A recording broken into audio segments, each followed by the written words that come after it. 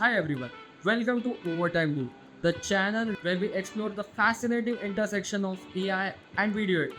I am Om Maheshwari, and today we are diving into the world of AI to create mind-blowing fake setups using Photoshop and Premiere Pro. So let's get started. So we are starting with Photoshop Beta. If you haven't tried it yet, you are missing out on some powerful AI feature. Today I'll show you how to take a standard photo, transform it into a stunning fake setup. First of all, you need a reference frame, and reference frame is literally just a screenshot of your video. Make sure you are centered in that screenshot and then import it into Photoshop. Let's select the crop tool, and if you want to be really efficient and get it all done in one go, you can select aspect ratio in the drop down menu right here. In this case, we want this to be a horizontal video, a 16:9 video. So here's the game plan.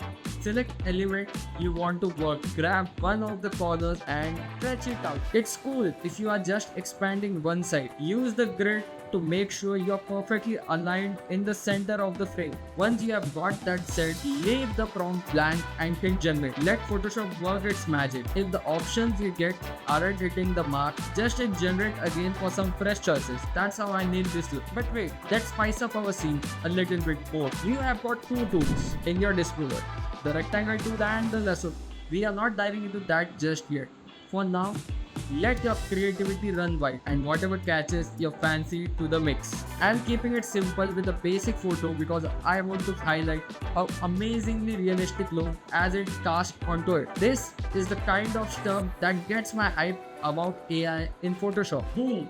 Check it out. I've thrown in some speakers one side and on the other. Well, I'm not entirely sure, but hey, it looks cool. You can go crazy as you want. It's a game of trial and error, so you're adding a flag to see if it's work or if it doesn't. Just use your power of Control Z and play around with it until you're happy with the final look. Now, the reason why I said to not to add anything here and basically keep this as your safety zone. Now that we're happy with your framing and expanded scene, we are now going to export this frame and going to import it into Premiere Pro. Now the hook is, because we have expanded our scene, we actually need to match our original video with this expanded scene.